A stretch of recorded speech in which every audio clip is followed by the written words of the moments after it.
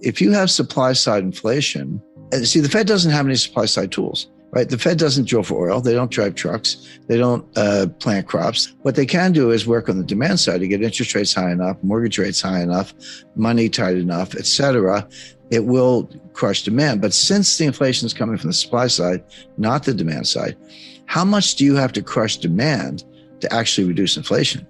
You've got to squash it like a bug. I mean, you really have to destroy it to the point that you're going to get this recession and bear a severe one. And bear in mind, behind the curtain of the international monetary system is this liquidity crisis, which I described, which is not directly related to either the supply side or the recession. I mean, those are economic phenomena that have a life of their own, but you throw a liquidity crisis on top of it. And again, 1998 was an example of a global liquidity crisis there was no recession. I mean, the economy, the macro economy was doing fine, and we went for 2 more years.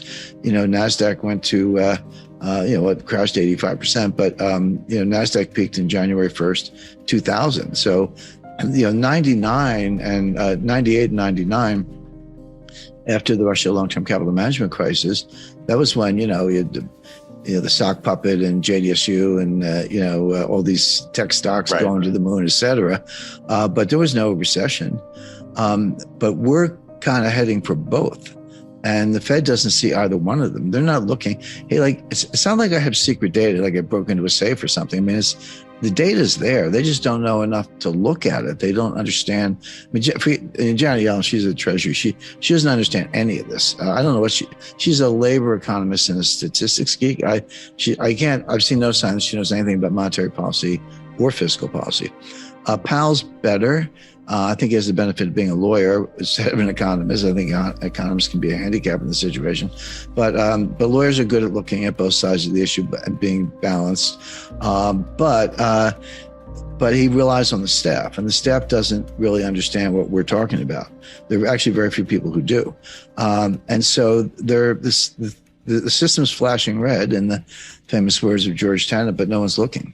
If you don't distinguish between the supply side and the demand side the way I just did, you're going to miss what we're talking about. You're not going to get it, because if this were coming from the demand side, I would, coal seam fire, keep raising rates, do what you have to do, beat Paul Volcker. That might be the solution. That is not the problem. The problem is coming from the supply side, the supply chain, which of course is what my book is about. And it's breaking down in new ways. And people say, hey, today, because a year ago or 6 months ago, when I was writing, parts of the book, there was a shortage of containers. A container, the cargo vessel containers that they move stuff in, intermodal and all that. And there was a shortage, and the prices were skyrocketing. Today, the prices have come down so far that the governor of Arizona is using them to build Stack 2 High, which is like 40 feet, to build this great wall along the Arizona-Mexico border, which is great because they're cheap and that's quick to do. And if you punch a hole in the container, you're just inside the container. You got to get out the other side. So everyone's like, oh, the supply chain crisis is over. No, maybe the container crisis is over, but the supply chain crisis is far from over. Just look at what's going on with diesel fuel. We're down to 25 days supply, probably going to run out around November 21st. I mean, run out. That will shut down the economy faster than COVID, pandemic, war, anything you can think of. And people go, well, normal supply is around 30, so what's the big deal if it's 25 days? The answer is you can't replace it.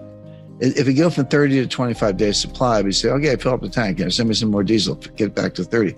Okay, that's not what's happening. They can't replace it because the constraint, it's not crude oil. There's no oil shortage. It's refining capacity. You don't put crude oil in a truck gas tank. You put diesel fuel, but you got to run it. It's a distilled product. You got to run it through a refinery. And there's a severe refinery shortage. A couple of them are constrained. A couple of them are shut down.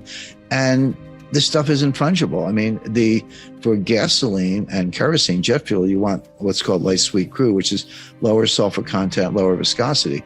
For diesel, they like the heavier, the thick, the blacker stuff. Well, that comes from Russia. I mean, so this is the point I make about the supply chain. And I go on, in some depth about this. But the bottom line is the supply chain is not part of the economy. The supply chain is the economy. Everything you can think of, from my microphone to your camera to the furniture to your studio, comes from a supply chain, the clothes we're wearing, the food we eat, everything. And so if that is dysfunctional, which it is, it's the start of enormous economic problems. I think the United States of all countries is in the best position to take advantage of this new supply chain world that I described. Now, we're very capable of screwing up with bad public policy, and we're going through a really rough patch right now. I mean, Biden, I don't know what to say. I mean, he's not really in charge. The people who are don't understand the economy, don't understand what we're talking about. They live in an ideological bubble. This whole I call it the Green New scam. You know, the real science of climate change, there's no existential crisis.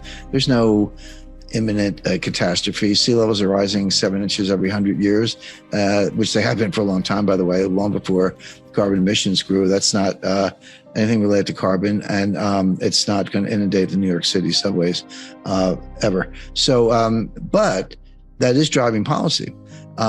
Germany just announced yesterday that they're reopening, I believe it's 5 or 7 coal-burning plants. And by the way, they burn lignite, which is a really particularly dirty form of coal. Please don't tell Greta. I don't want to ruin her day. But the point being, they're turning on the uranium plants. They're opening new coal plants. Wind doesn't work. Solar doesn't work. By the way, where I'm coming to you, everything you're looking at is solar powered off grid. It's the largest non-commercial off-grid solar field in New England. But I didn't build it because of the Green New scam. I built it in case the power grid goes down. That's a separate issue. But the point being, with bad public policy, we can screw it up. Assuming that's not the case, the U.S. stands to benefit. I mean, Taiwan Semiconductor just recently announced $10 billion plus investment in a new fabrication plant for semiconductors. I believe it's in Texas. Intel's building something comparable in Oregon. Well, why all of a sudden are all the semiconductor people building huge plants in the United States, not in Taiwan or China for that matter? Well, the answer is we have a plan, the military has a plan called the broken nest theory. If China invades Taiwan, I don't know what the 7th Fleet might do, but I do know that we will destroy Taiwan Semiconductor's facilities in Taiwan. Like if the Chinese take over, there'll be nothing left. That's why Taiwan's moving into the United States. So to your question, Adam, and to my point, the U.S. will be the biggest beneficiary of this because we have the greatest capability to do it. And friendly trading partners like Japan and Australia and Canada and others, although Canada's leaning a little in the fascist direction, maybe they'll align with China. But the point being, this new network will benefit the United States because we're in the best position to take advantage of it. The stock market's going to crash. I mean, just take everything we're saying, recession, higher unemployment, lower margins, supply chain disruption, et cetera, energy disruptions, shutting down. That's going to destroy corporate profits. So that's in the cards. It doesn't mean the end of the world. It means you go shopping and pick up some